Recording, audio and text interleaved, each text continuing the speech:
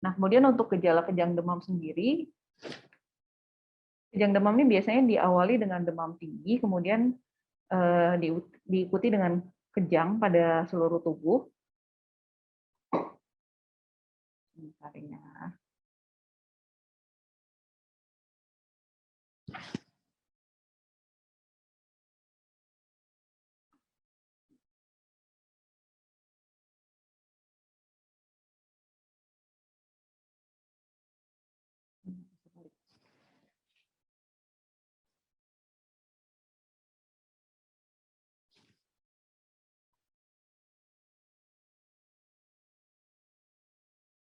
Bentar ya, saya stop screen share-nya dulu.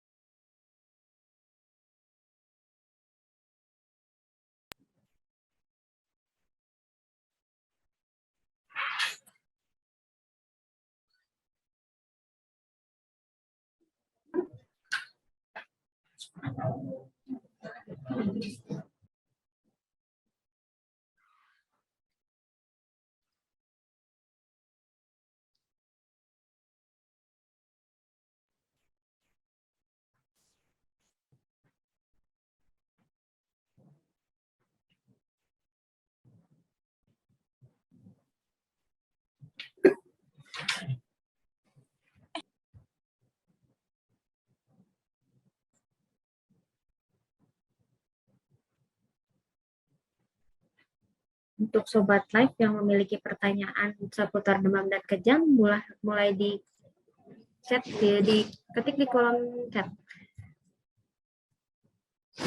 Oke, maaf terinterupsi.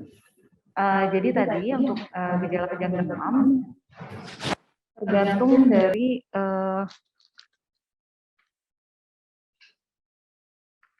bentar ya.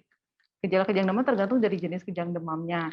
Kejangnya itu bisa bersifat bisa pada seluruh tubuh atau bisa pada sebagian tubuh saja. Jadi kalau misalnya kejang seluruh tubuh, ini berarti anaknya mengalami kekakuan di seluruh tubuh. Jadi biasanya matanya mendelik ke atas, kemudian anaknya nggak sadar, kemudian bisa keluar liur dari bibir seperti itu selama biasanya sih beberapa detik sampai beberapa menit, jarang yang lama ya kalau untuk kejang. Kemudian yang kejang sebagian itu biasanya hanya sebagian tubuh yang mengalami kejang gitu. Jadi yang bisa sebagian tubuh kemudian bisa berlanjut menjadi kejang seluruh tubuh atau hanya sebagian, misalnya tangannya seperti apa, ada kedutan-kedutan di tangan seperti itu, kemudian bisa misalnya mata berkedut seperti itu juga bisa bagian dari kejang parsial. Nah, kadang kalau untuk yang kejang sebagian ini anaknya masih kondisinya masih sadar gitu, masih bisa merespon, yang kadang agak membingungkan untuk orang tua. Mungkin tambahan di sini untuk gejala kejang ya.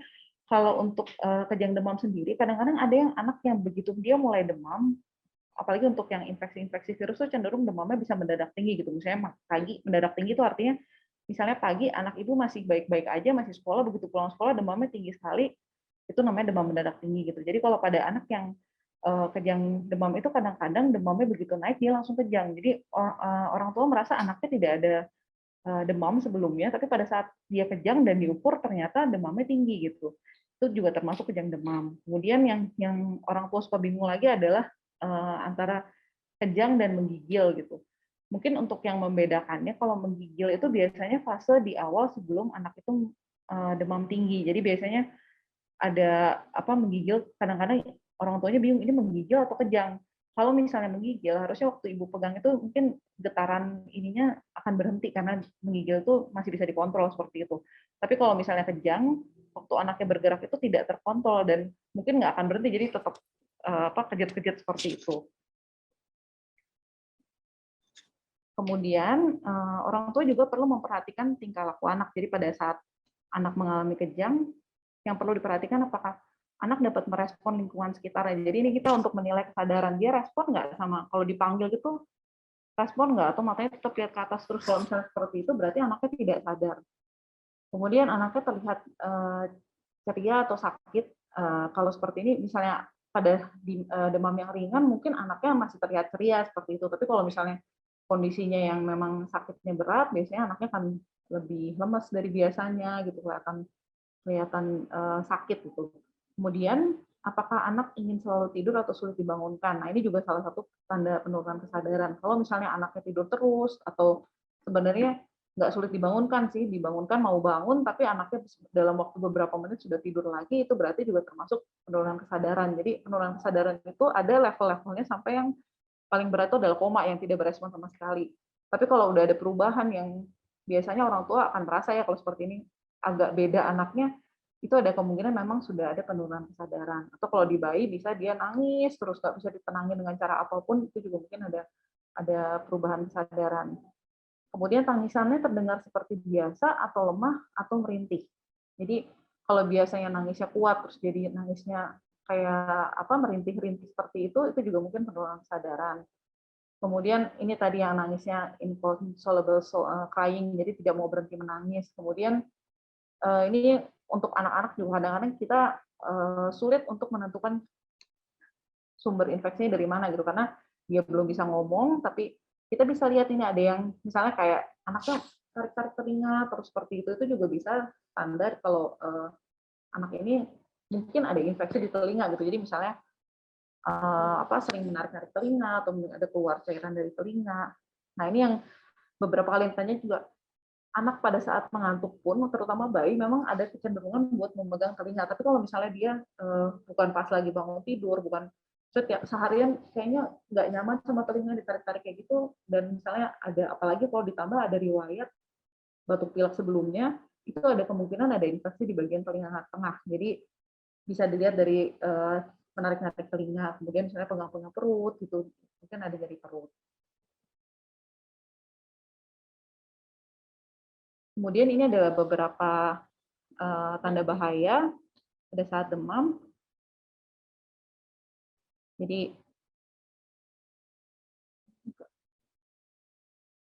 ya, jadi kalau misalnya kita dapatkan tanda-tanda ini, ada misalnya kesulitan bernafas seperti itu, ini harus segera dibawa ke rumah sakit. Jadi misalnya ibu melihat bibir, lidah, kuku tampak kebiruan, kemudian ini adalah tanda ubun-ubun terlihat membojol. Jadi kalau untuk ubun-ubun ini terlihatnya itu di anak yang berusia di bawah 18 bulan ya Bu ya. Kalau misalnya sudah lebih dari itu, ubun-ubunnya sudah menutup, jadi kita nggak bisa menilai ini lagi. Tapi kalau untuk anak-anak yang di bawah 18 bulan, kemudian ada ubun-ubun yang menonjol, itu menunjukkan ada kemungkinan peningkatan tekanan di dalam kepalanya. Jadi bisa salah satu tanda dari ada infeksi di kepala. Kemudian kalau cekung ini menunjukkan dehidrasi atau kurang cairan.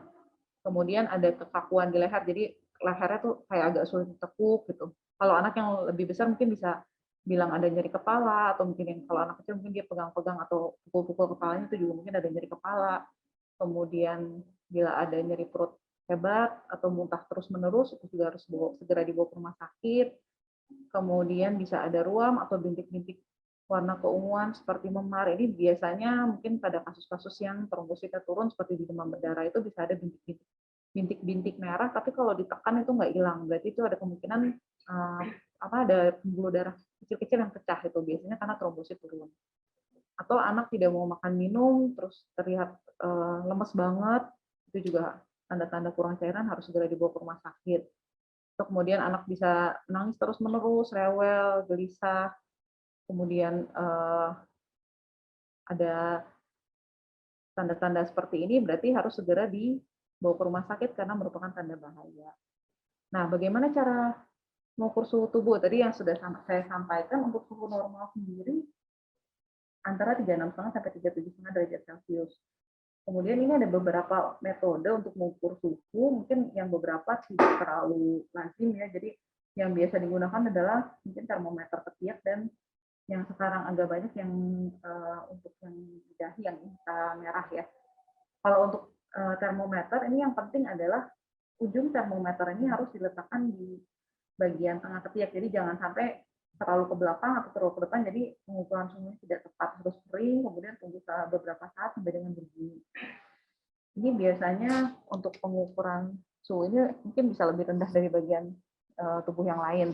Nah, untuk termometer ketiak ini biasanya yang sekarang digunakan adalah termometer digital. Ini juga kadang-kadang ada orang tua yang bertanya, ini anak saya rasanya nggak demam, tapi kok suhunya segini, kadang-kadang nggak sesuai ya. Jadi tetap diperhatikan termometer digital itu kadang-kadang kalau sudah beberapa lama, kalau misalnya kita nggak kalau istilahnya diterai, jadi kalau misalnya tidak di standarisasi seperti itu bisa berubah akuratannya. Jadi kalau misalnya ibu merasa anak saya demam tapi diukur dengan suhunya kok kayaknya nggak sesuai, mungkin termometernya yang error itu kalau seperti itu. Tapi kalau misalnya kita mengukur cuma dengan tangan, sebenarnya kita nggak bisa mastiin demam atau enggak ya. Jadi kadang cuma panas atau enggak tapi nggak diukur suhunya, itu juga nggak bisa menentukan gitu. Jadi memang harus tetap dibandingkan antara suhu si anak yang kita rasakan dengan hasil pemeriksaan dari termometernya. Nah, kalau termometer oral sebenarnya yang digunakan termometernya sama, cuma posisinya ini diletakkan di bawah lidah. Kemudian untuk termometer yang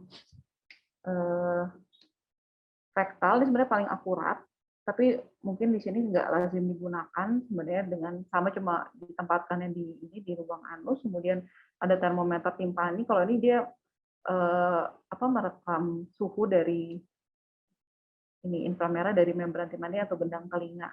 Jadi kalau untuk kasus-kasus tertentu ini nggak bisa digunakan. Ini juga sebenarnya banyak dijual juga ya untuk termometer ini. Kemudian termometer arteri, nah ini pakai pemindai inframerah. Ini sebenarnya kadang-kadang ada orang tua yang khawatir ya, dikiranya ini pakai infrared nanti takutnya mengganggu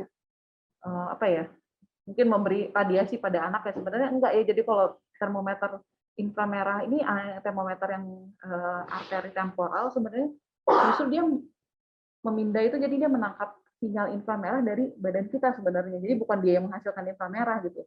Dia cuma menangkap sinyal, jadi bisa untuk mengukur suhu lebih cepat, terutama untuk anak-anak yang rewel nanti lebih paling praktis. Cuma memang kalau tempat yang diukurnya nggak pas, ini kemungkinan tidak sesuainya juga tinggi gitu.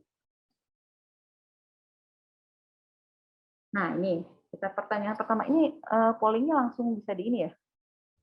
Saya langsung share aja ya. Sebelum kita ngebahas untuk tata cara untuk menangani demam, kita mau buka polling. Sobat Live boleh berpartisipasi ya dok. Untuk polling ini ada mitos dan fakta seputar demam dan kejang. Jadi yang pertama adalah kompres dengan air es lebih cepat menurunkan demam. Mitos atau fakta? Silakan diisi Sobat Live.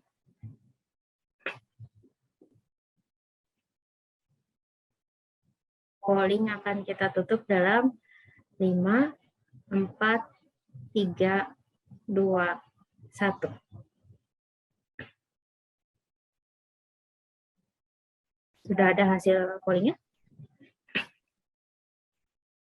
Pollingnya langsung digabung 3 dokter. Langsung digabung 3, oke. Ya, jadi nanti mungkin dijawabnya satu nggak apa-apa sih dibahasnya. Sambil lihat ini aja nggak apa-apa ya.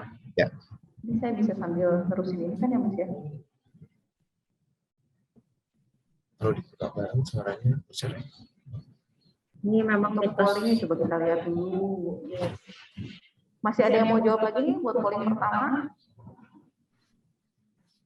Kompres dengan air es, kira-kira lebih baik pakai air es atau pakai air dingin atau pakai air panas? Gimana dokter Yosi?